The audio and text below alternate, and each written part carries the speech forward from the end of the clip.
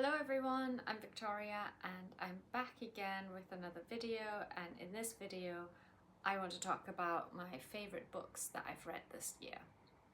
Now, I actually have to say I'm a little bit disappointed with my reading this year.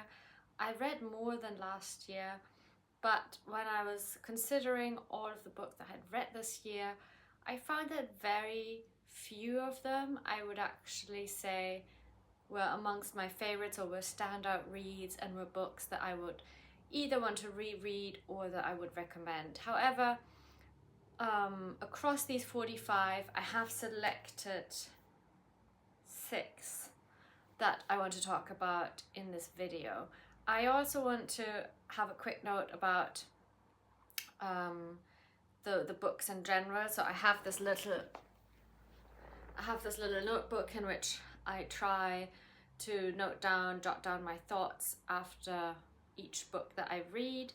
Usually what I do is I have basically a page or sometimes more than a page where I just note down my immediate thoughts after reading a book. Sometimes I also do it a little bit later, and this I find very helpful with kind of remembering books and actually thinking about them a little bit after reading them, and not just reading them, closing them, putting them away, because that's what I used to do.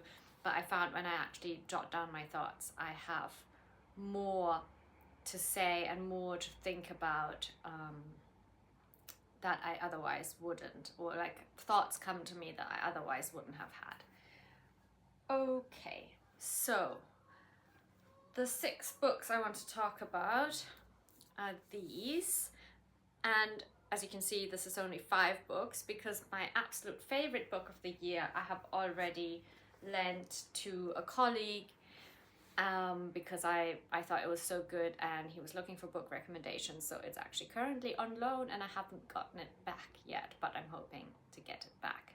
And this book that I'm talking about, I will put the cover somewhere up here, is You Dreamed of Empires by Alvaro Enrigue. I'm hoping that I'm pronouncing this name correctly, but yeah, anyways, you'll see the name on the cover of the book up here. This is again a translated book, and again translated from Spanish. Now, why is this my favorite book and why do I think this book is brilliant? So it's a very short book. It's maybe like 200 pages, but fairly large print. And the book is set on the day that the Mexican king or Mexican emperor Moctezuma meets the Spanish conquistadors in Tenochtitlan, what is now today Mexico City, or on the ruins of which today's Mexico City has been built. And the book is sort of a blend between, I wouldn't even call it necessarily mystical realism, magical realism. It has these sort of mystical elements or magical elements, but I wouldn't say, because I'm not usually a huge fan of magical realism in books, but it definitely has elements of that. It also really plays with Borges' idea of labyrinthian stories and the fact that stories aren't straightforward. So essentially, a quick plot summary, and then I'll tell you why I really enjoyed this book. So the book is just that one day when the conquistadors come into Tenochtitlan and are welcomed by Moctezuma the emperor, or as I should actually say, he isn't personally welcoming them. He's obviously given the order to let them in, but they're now in sort of a part of the palace. They're entirely confused about what is going on, and so actually is Moctezuma. So both sides are very confused because they have their own understanding of the situation, and they have their own agenda. Both of them essentially think that they are the rulers of the world, and so you have this clash, and I think the author really convinced me that this meeting that took place might actually have been one of the strangest meetings in history, because you had essentially 2 worlds that have and up to this point in time not been in contact with each other, and both coming from sort of this point of view, we are at the height of the civilization, and then they're coming together and they're clashing and they're trying to understand each other, and both of them kind of judge things that the other civilization considers very normal. So for example, the Aztecs consider the Spanish conquistadors to be very, very stinky, and the same actually holds for the Spanish when they encounter the Aztec priests who often keep dried blood on certain garments that they wear, which is part of sort of the religious ceremony. And so the author really explores this idea of what it means when two cultures come together and they have absolutely no common basis of understanding. The only reason why they can even communicate is a fascinating story that has that is grounded in reality, which is essentially the story of Melintzin, who was a woman enslaved by the Aztecs and sent to a different place, not Tenochtitlan, and she was basically an enslaved woman there, and then the Spanish took her on. I don't know exactly. I've sort of forgotten how exactly the story unfolds, but she personally also held a grudge against the Aztecs, which is why she partially joined the Spanish party. I mean, there's always a certain element of power and force. If she could have decided over her life completely by herself, she probably would have joined neither party. But she is someone who understands both the Aztec language, which is Nahuatl, but she also understands, I think, a Mayan language, and she understands Spanish. And there's a monk on the Spanish, in the Spanish group that understands the Mayan language. So there's also a lot of translation between different languages going on. I mean, the book being translated into English, none of these elements necessarily come across. I'm not sure how it is done in the Spanish original, but just knowing that that was the case kind of makes you understand why there might have been additional confusion, not only just from a civilizational point of view, but also just an incredible language barrier. And it is also one of the rare books where I did actually laugh, and I did actually find it funny in bits. And this really almost never happens to me. I know a lot of people sort of write book reviews or say, oh, this book is laugh out loud funny, this book made me cry, this book made me laugh. That usually doesn't happen, and I didn't laugh all the time. It's not necessarily a super funny book because the actual content of the book is quite heavy. I mean, we do know what happened to Tenochtitlan. It was destroyed by the Spaniards, and that book also really makes your heart heavy because it really conveys an incredible image of Tenochtitlan and the scene setting, the smells, the way the city was constructed.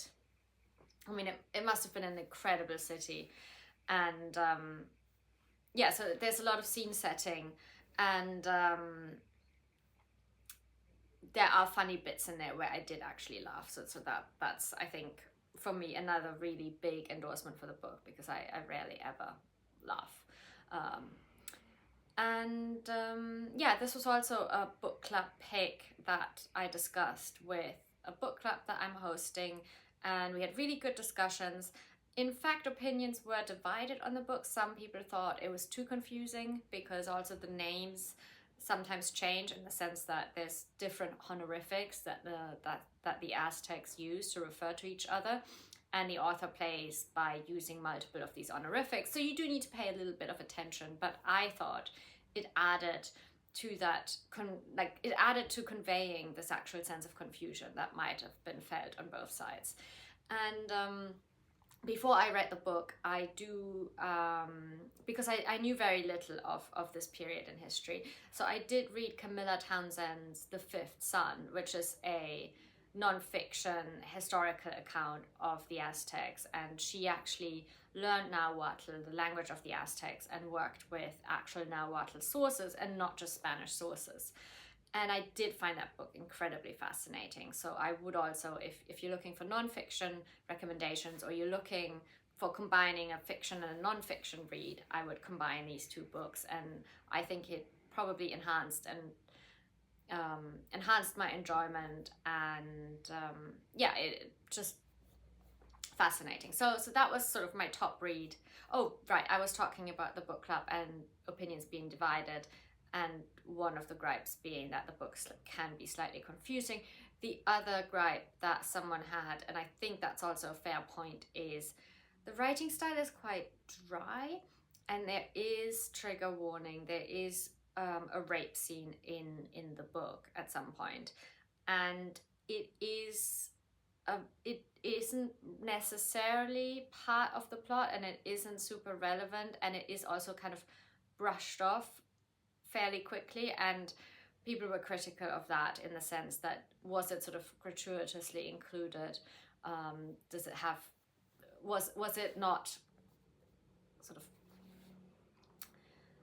was it sensitive enough the way also it was portrayed? And I think that is a fair point, and in hindsight I can see that, although I would say obviously that particular scene, the people involved, we do know that they were in some form of a relationship, and we do know that likely there was sexual exchange between them, and that could have very well involved rape. So I do think it is grounded in history, which is, it is speculative, but I do think there's a high likelihood that something like that could have happened. So I didn't have a massive problem with it, but it's something to consider.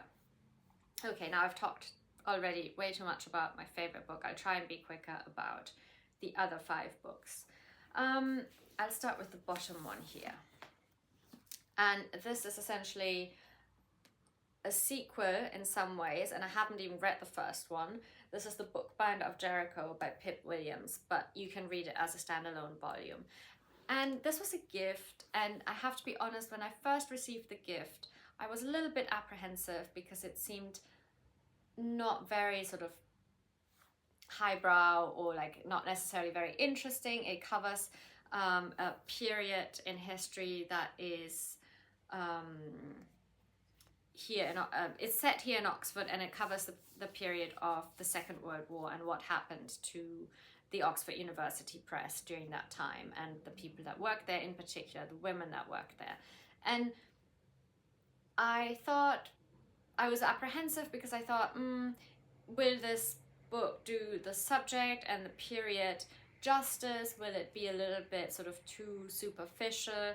Also the fact that it does focus on 2 women working at the press, and really imagines their lives, and they're both very young, and one of them wants to study at the University of Oxford, at one of the women's colleges there, and not only does she face sort of the discriminations of being a woman, but she's also from a very low-class background, and she basically has no means to go to Oxford, and it seems very unlikely that she would ever go there. And she, on top of that, she has a sister who seems to have some sort of developmental condition, possibly autism, possibly something else, and she essentially, a big part of her life is taking care of her sister, because her mother is dead, and I don't even know about the father. Like, he doesn't play any role in the story. And I was a bit apprehensive. I thought, it covers a lot of sort of, it ticks a lot of boxes of what is sort of fashionable now, like sort of a slightly feminist take on a period in history set in a city that has a very romantic kind of appeal, and all of that. But I was really positively surprised. I think Pip Williams really handled the topic well. I actually really enjoyed the characters. I thought they were very believable. It's not like incredible beautiful writing, like it is a straightforward narrative that follows several years across the war. But because I live in Oxford, and this was set in Oxford, and I've walked by the Oxford University Press many times, seeing it from this historical perspective and seeing what happened to the press during the war was really fascinating. And yeah, it is in my memory, and I occasionally think about this book, and I really enjoyed reading it, so it is in my favorites. So if you're looking for sort of a very enjoyable historical fiction read that isn't too superficial, I would recommend this. And I would also be interested in actually reading the sort of prequel or the first book in this series. Okay, then another book set in Oxford, or in Oxfordshire actually, and I've wondered about whether I should include this, because I think it is considered to be fiction, but is very very much based on the author's own lives. So it's like kind of a thinly disguised memoir, if you want. And the book is called Lark by Flora Thompson. And this is actually part of a trilogy, so she wrote 2 more books. Or I think 2, possibly 1. But this is essentially set in a tiny village in Oxfordshire in the 19th century, and it just details village life. So we get to know what it was like to live there. Everyone was essentially an agricultural labourer. In some ways it was very poor, but there was, and everything played out in this one community. It talks a lot about all of the traditions, traditional songs, traditional meals, young daughters going to work in service position in other places, and sort of bringing back news, bringing back fashion, and sending their families money. It talks about going to school and what school was like. A lot of it was essentially just sort of learning religious texts by heart, like learning certain prayers. So it wasn't necessarily a very good education, but the author was clearly a very smart child and sort of craved more education. And yeah, I thought it was very beautifully written. It, in some ways, it is maybe a bit romanticizing of this 18th century village life, although not too much, because it is quite a poor village. There was a lot of hardship, and but it gives you really that deep insight into sort of social life in an 18th century tiny village in England. And obviously it does have some elements to it that I think we now kind of romanticize, like connection to nature. There's a lot about harvests, and the kids sort of play freely without any parental oversight. So yeah, I thought this was really beautiful and memorable. And if you've read if you've read Cider with Rosie, I forgot the name of the author now, but it is sort of very similar to that, like beautiful writing, set in a tiny village, and gives you a deep insight into that period's social environment. So yeah, that was another one of my favorites. Then another surprising favorite book that I've read this year. This is Piglet by Lottie, Hazel. I'm actually noticing a theme now. Most of the books that I've included in my favorites are books set in Oxford, and I live in Oxford, and so part of the appeal might just be that I recognize a lot of the places in these books. But nevertheless, I think these books have a broader appeal and speak about broader issues than just local Oxford curiosities. This essentially is a book about class, a book about food, a book about desire, relationships, and also sort of what it means to be free as a woman, as a millennial woman in the 21st century. So in some ways, harking back to what I've said about Sally Rooney yesterday. So the basic premise of this book is we have 2 characters that are about to get married. The main character of the book, we never get to know, I think, her real name. Everybody calls her Pig or Piglet. and she's engaged, about to be married to her fiance, whose name I have forgotten. Kit. Yeah, so her fiance's name is Kit. They live in Oxford, and she works for a publishing house, I think in London, I'm not actually sure. But she works for a publishing house that publishes mostly cookbooks, and she has an obsession and interest in food. And she comes from a working class background, whereas her fiance comes from a family that is much more middle class. They live in Oxford, in Summertown, which is like a posh area of Oxford with lots of nice houses, and so it does capture that aspect of it. And yeah, this is an account of the few days leading up to the wedding, and then we already see that Piglet thinks she should be really happy because she's now finally achieved everything that she wanted to achieve. She has a boyfriend that she loves, who comes from a class background that she aspires to be part of. She sort of did everything right. You know, she went to university, she's created this relationship, they've just bought a house together with the help of his parents, and she's also creating all of these elaborate foods as sort of a showcasing of her moving up the social ladder. And some of these dinners that she's hosting is clearly her sort of showing everyone what she thinks she should be, or what she would like to be like. So the dishes are very elaborate, kind of middle class dishes, if you so want, with exotic ingredients, you know, the newest Ottolenghi recipes, that sort of idea. And it does have a lot of good food writing in there. So this book will make you hungry or will make you crave all sorts of dishes. And that's one of the things I loved about it. The other thing I loved about it was that we know from the beginning that Kit has a secret, and that very shortly before the wedding, he tells her what the secret is. And that really unravels her.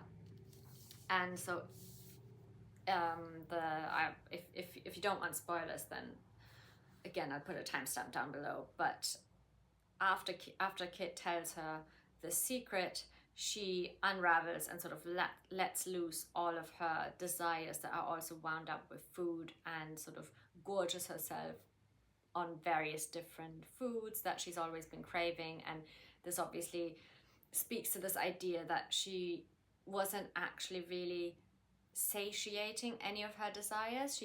It seems like she has been just fulfilling a lot of roles that she thought she should fulfill, but it was actually leaving her empty. And the book ends on this beautiful note of her cooking herself a single bowl of pasta, a very simple dish, and sort of finally feeling satiated, even though a lot of the foundations that up to now she has built her life upon have evaporated. And yeah, I just thought it was like really fun, lots of good food writing, and it really had this gripping element to it. And yeah, I would honestly read it again just for the food writing. I really enjoyed that bit. Okay, now the last two books. So this one, Whalefall, Elizabeth O'Connor, is also in my top reads of this year, but I won't speak about this book here at length because I did already review it, and I will leave the review below. As I said in that video, I really enjoyed this. I would possibly reread this book, although not too soon. I still remember it fairly well. It has beautiful writing and a very interesting story, and so this was also among my favorites. Now the last book, which actually is a collection of short stories, is basically, so this is a collection of short stories from Franz Kafka, and the story in here that I would include in my favorites is the Metamorphosis. And I've read all of the other stories in here as well, except for his letter to his father. But most of the other stories I had already read. I have also read his book, The Trial. I actually had to read that in school. I'm German, and Franz Kafka wrote in German, so it is part of the curriculum. And while I was reading it in high school, I essentially hated it. I thought it was very strange and it didn't appeal to me at all. But I'm glad I had to read it, because once I've grown into adulthood, there were so many things I realized that were in these stories that are so poignant or that make me think. But I had never read the Metamorphosis, and when these books were sort of freely handed out to students at the university here, I thought, well, it's time to read some of his other short stories, and the Metamorphosis really touched me. It's the story of essentially Gregor Samsa, who one day wakes up and finds himself transformed into a beetle. And that leads to the fact that his family and his sister are suddenly disgusted by him and don't know what to make of it, and he's just sort of figuring out his new life as a beetle. It's it obviously like speaks to themes like what does it mean to be part of a family, when you feel like you don't belong, when you have a lot of shame, when you feel you're different, and you can extend that to the wider world, the wider society. Maybe it's not the family could be a metaphor for, or could be seen as a sort of the wider society, but it's the incredible writing about the way he tries to come to terms with being a beetle and sort of navigating the room and how different everything is. But what really touched me, and it is obviously a sad story. What really touched me is there's one scene where I think it's his sister throwing an apple at him, and the apple gets stuck in his outer shell and is quite painful. And the way that is written, it makes you feel so much for him, and it is so painful. And yeah, Kafka is really good at sort of conveying that pain, that confusion, that shame, all of that. He is said to have had a very difficult relationship with his father. He also seemed to have had difficulty in forming relationships with women. I mean, he was engaged several times and wrote extensive letters to several of his fiancées, but he died young of tuberculosis, and he seemed to have never really been able to kind of have a really successful relationship. A lot of these relationships seem to have existed mainly in the back and forth of letters. But yeah, I think there's a lot to take away from the Metamorphosis story, partly just the incredible writing, and then partly the theme of, you know, how do we treat outsiders?